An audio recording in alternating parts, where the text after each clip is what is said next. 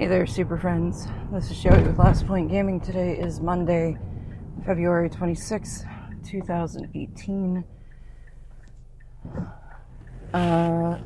So I'm on some pain pills.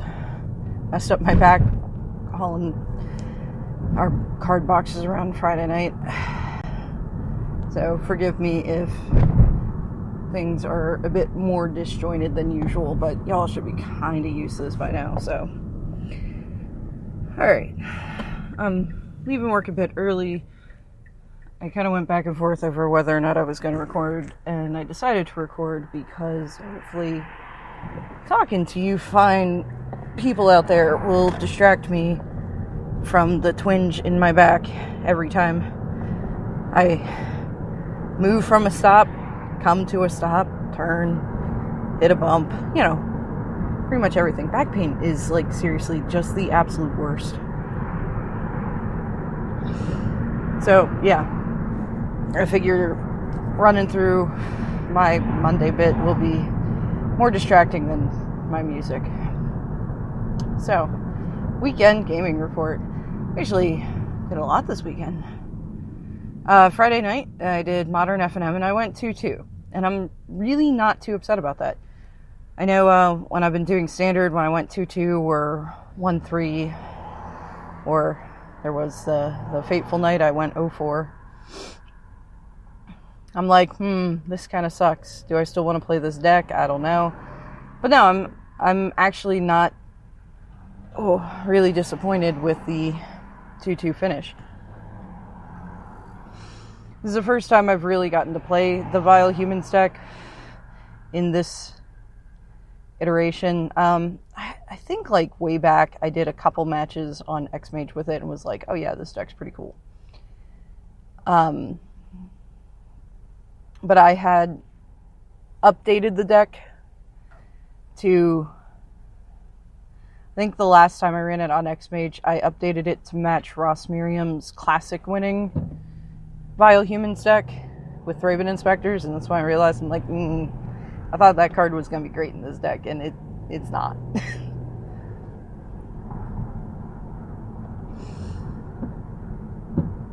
And, I've played a couple matches at the kitchen table with Boo, with husband playing Boo's deck, but I haven't really got to play it much.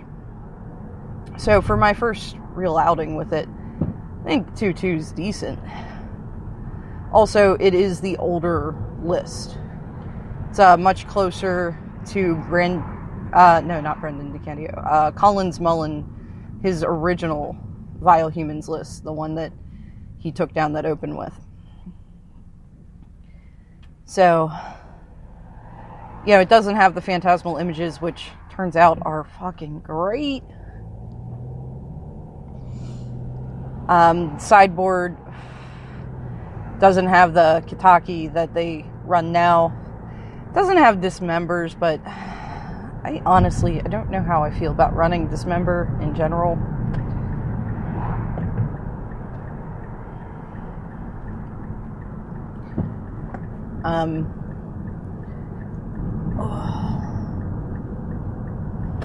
So, yeah, I don't even know if I'm gonna run those.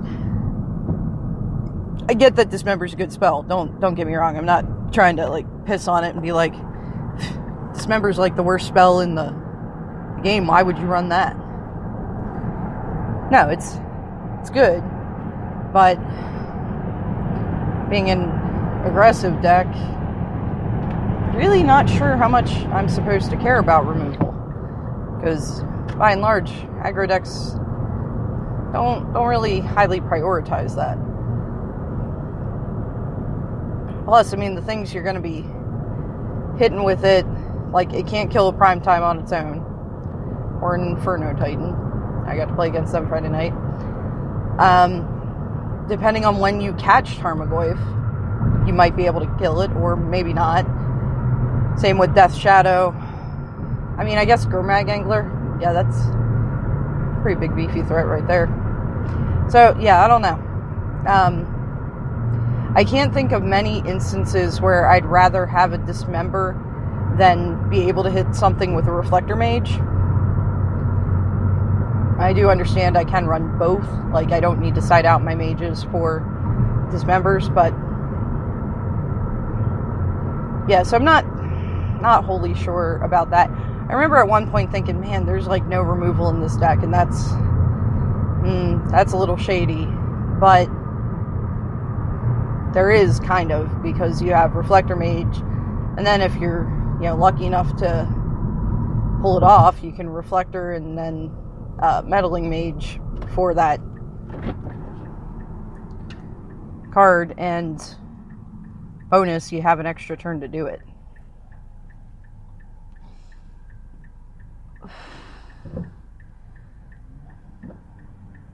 Because they can't play it out the next. So it gives you a little more time to find the Meddling Mage. But anyway, I do want to update the list with the Phantasmal Images.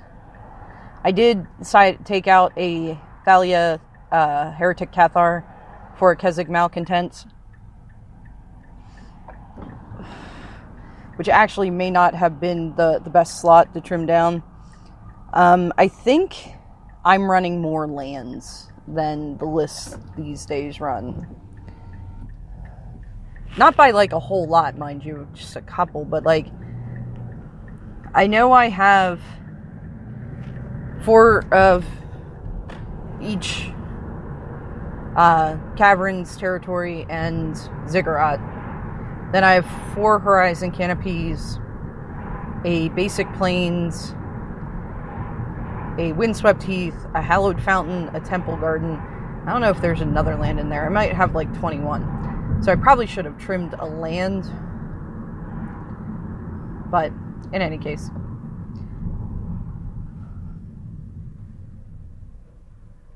Yeah. So I do want to update the deck list to the kind of more suited to this meta version that's been out there. So playing the old deck list, I wasn't going in there expecting a lot. I lost to 5-color Zoo with Bloodbraid Elf in it. And Tooth and Nail. Mostly because I have no enchantment hate, and I did not mulligan to Aether Vial as I should have when he showed me he's playing Blood Moon. I hate that card. I don't think it should be banned. I just hate it. It's like Chalice of the Void. I also hate that card. But I don't think it necessarily deserves banning. It's okay to dislike cards and not feel that they need to be banned.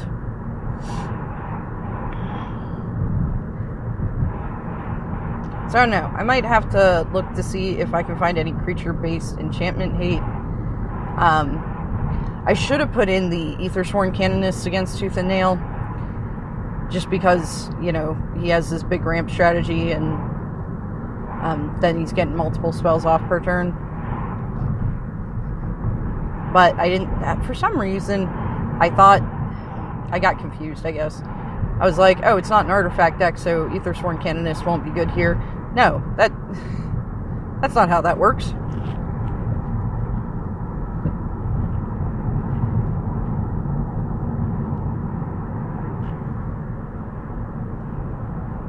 I beat Black-White Smallpox. He got very unfortunate. One, he couldn't keep 7 cards in any of the 3 games we played. Game 1, we both mulliganed. I kept the sketchy 6, and, because of that, I lost. And then games 2 and 3, one, I think he mulled to 6, and the other one, he ended up going down to 5. And in both games, I was able to get out Kite Sail, Freebooters, and Meddling Mages pretty early in the game and really shut them down.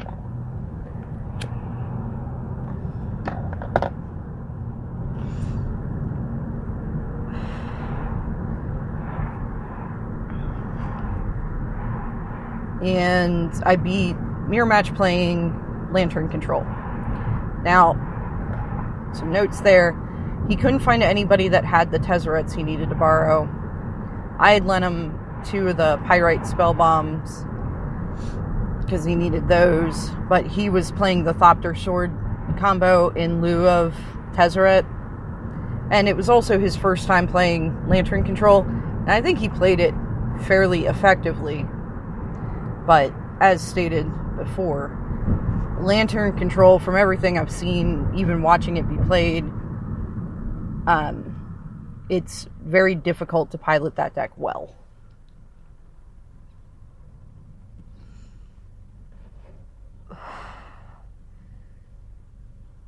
But even still, he lost out both games that he won game 1. I had gotten him down to 4 life and then just couldn't get him down any further, and he ended up getting the lock. But after sideboarding, I took out Reflector Mages for Vithian Renegades and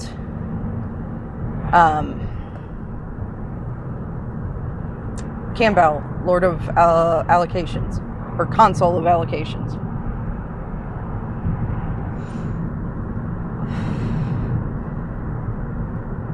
So game 2, I was able to get a Campbell down on turn 2, which was really bad for him because he could not find a removal spell for it. And with Lantern Control, if he can't get rid of that,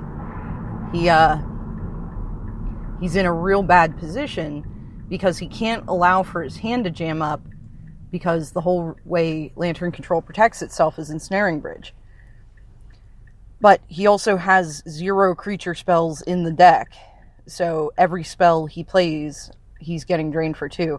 And even with Witchbane Orb out, doesn't matter because it's not a targeted effect. It's whenever an opponent plays a non-creature spell, drain for 2.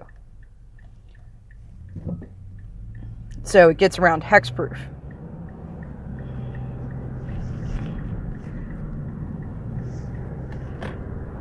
But yeah, so he ended up in the position where he drew a card and he's like, well, I can't play anything. Like, he was hoping to top deck a land because he already had 1 card rotten in his hand, but luckily for him, I had no 1s on the board. So with the Ensnaring Bridge down, I couldn't attack. However, I had a shit ton of 2s. So he was hoping to top deck a land. He did not. So it was either play the card and die to the drain, or don't play the card and die to the attack. He chose to go out on his own terms, play the card and die to the drain. Respectable. Then game 3, I just kind of kept playing into the field after he got the first Ensnaring Bridge down, because what else am I going to do, right? And he had milled one of my Vithian Renegades, but there was still another one in the deck. So I just kind of kept hoping and managed to top deck the Vithian Renegades, drop them out, destroy his Ensnaring Bridge, and then almost punted that fucking game because I didn't want to risk my Meddling Mage. I don't remember what I had named with Meddling Mage. I think it was like Codex Shredder or something like that. One of his mill rocks. So I didn't want to risk Meddling Mage. Wait, no. That wasn't that game. That was a different game. I'm like, oh, I could have won that turn. No. I swung in, knocked him down to 2. So he had exactly 1 turn to find another Ensnaring Bridge, and he did not. So swung in for lethal. But, I mean, I swung in for a shit ton of damage.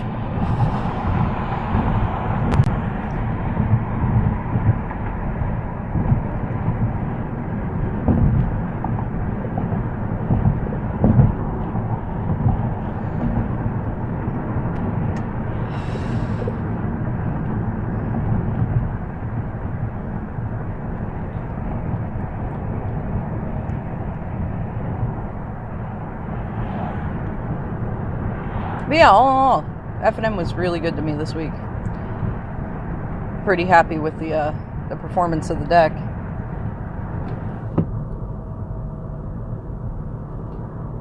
And then Saturday night, Epidemic came over and we played some Battletech. Unfortunately, when I was shifting boxes around Friday night is when I messed up my back. So, sitting in the chair for ever playing Battletech. So, I think we figured out what the problem with Battletech with our group is that we're playing three-way, and Battletech is not a game designed for that. It's kind of like playing three-way Magic, in that, well, multiplayer Magic, in that, you gotta be careful, because if you swing out, now you're open to two opponents. Now, we tried to alleviate this by playing with the Jihad attack system, where you could only attack to the left. But the problem there was all three of us had pretty good board states at one point, and I couldn't afford to attack into Epidemic, who was, on my left, because he had enough blockers that it wouldn't be a profitable attack, and then I leave myself wide open to Husband.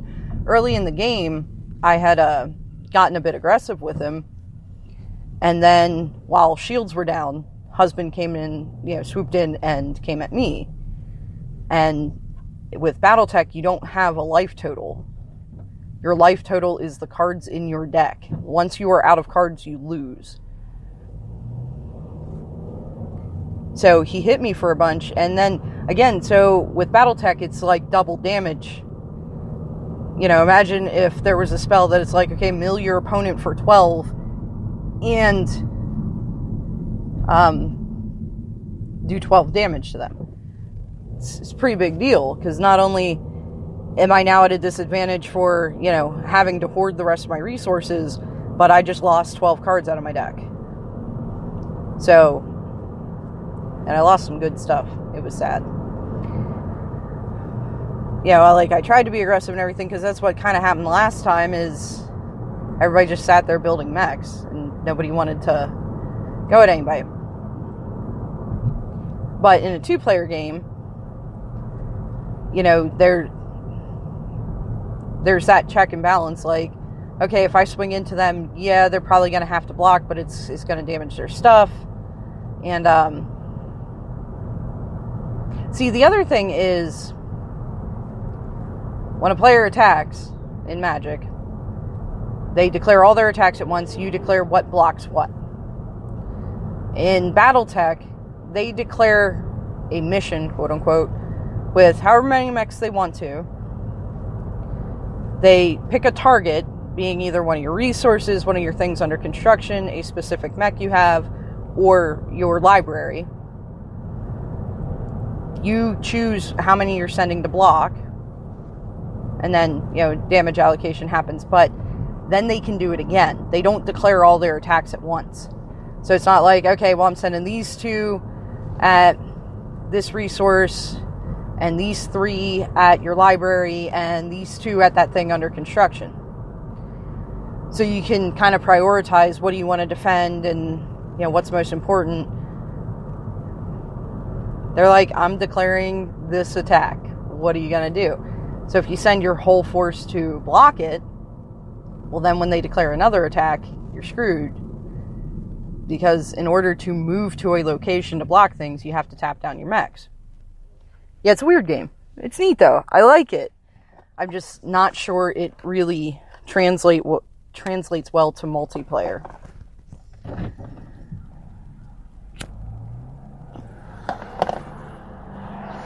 And then Husband got in the position where he was the one most ahead on deck.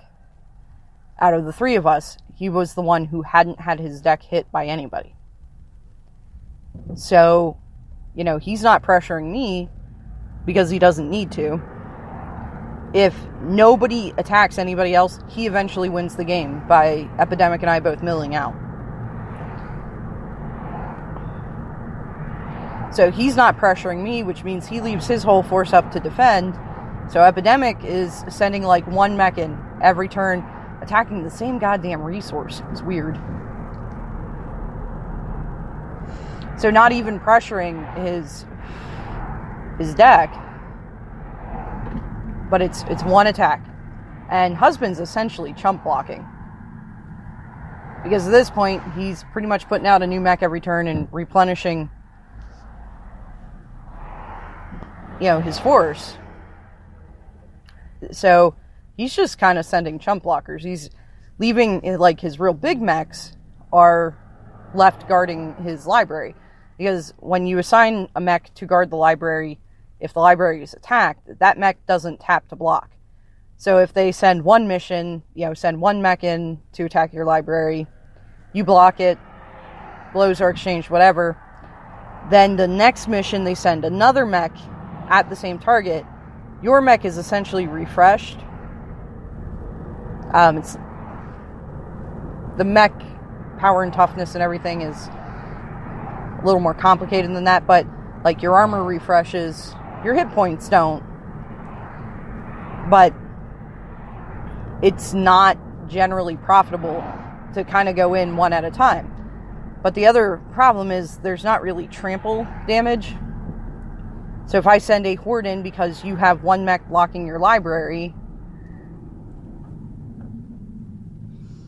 even if one of those mechs is enough to kill it, no damage gets through to the library, so you're not going to send other blockers. You don't care. If I go in just a little bit at a time, then you've got a ton of blockers and everything. I don't know. The strategy of that game is a little weird, but we determined that we're not sure it really translates into 3 players very well. Because, seeing that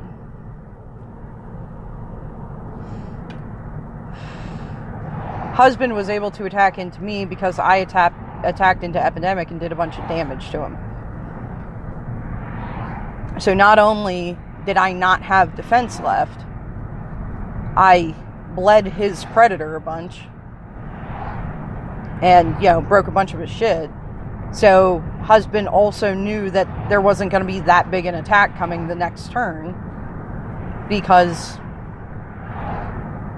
I broke a bunch of epidemic shit, which is why he was like, all right, well, looks like I'm just swinging India.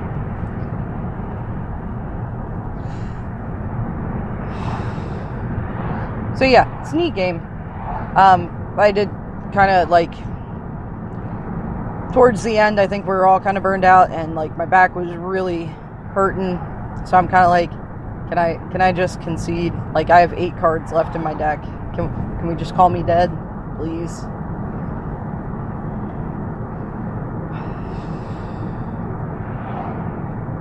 Yeah, got a bit frustrating. Then Sunday we did Standard Showdown. I ended up going 2-2. Boo went 1-3. We had 13 players, which was super exciting. It's the biggest Standard Showdown we've ever had. Goddamn Rockstar ended up with 2 draws throughout the day, which totally screwed up my prize support allocations. Damn it. Yeah, that... I have to figure out, the formula for this shit and just build an app for it. Because, this is frustrating.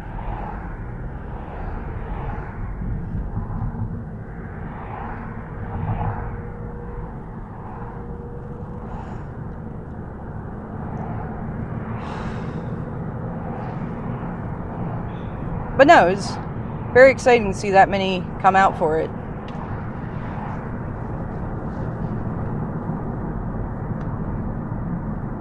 But yeah, that's the gaming report this weekend. I'm still on Craptastic Red Black Pirates. Boo is getting to, she wants to look at other decks.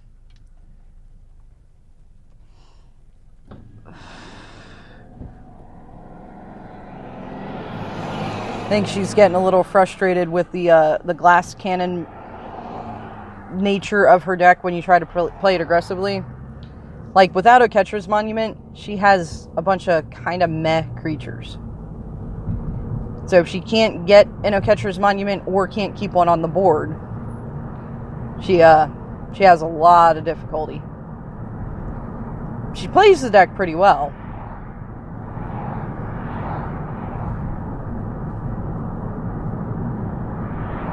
But I think she wants something a little more gassy, a little less intensive in sequencing and everything.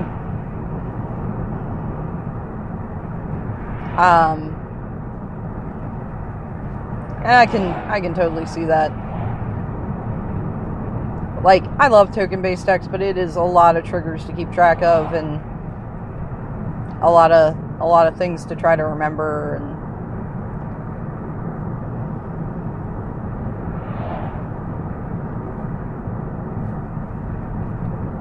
she really wants a dinosaur deck, but I really don't want to put the money into building one, because it's not even really all that competitive, but for some reason these cards are still crazy freaking expensive.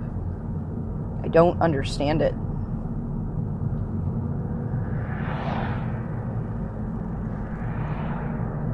So, I don't know. I think we'll look through deck lists this week, see what we can find. I think she's playing Modern on Friday this week, so got a little bit of time. She wants to kind of switch back and forth.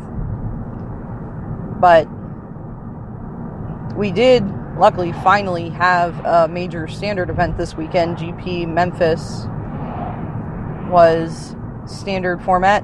Looks like a relatively diverse top 8 compared to what we've been seeing. So that's nice. Some red-green monsters, some blue-black control, Mardu vehicles. Man, I wish those Challenger decks were coming out sooner than, like, over a month. But hopefully they're already putting downward pressure on prices. Oh my god, are you afraid of fucking life? Get out of my way. Sorry about that. People get confused by traffic circles. I get confused by traffic circles, but anyway, all neither here nor there. So, yeah, I did get to watch some of the coverage of Memphis, but not a whole lot. That may be something I catch up on while I am laying in bed with the heating pad on my back to try to get all these muscles to unlock. Oh man, I absolutely hate it when my back acts up, because it's just miserable. Like, man, putting on my shoes this morning, Jesus Christ. I mean, part of it is, like, I thought about, okay, I'll just wear my sneakers to work. I'll explain to my boss and he'll be fine. I couldn't find my goddamn sneakers because I wear my boots everywhere. And they're not even like the zip-up boots anymore. They're full lace-up boots. So there was a lot of, oh god, my back. Exercise and frustration. But I got it done and I got to work. And I got a lot of my stuff squared away today, so... Oh, husband's home. Good times. Alright, well, I'm home now. As always, if you made it this far with me, thank you very much for listening, and I will talk to you all later.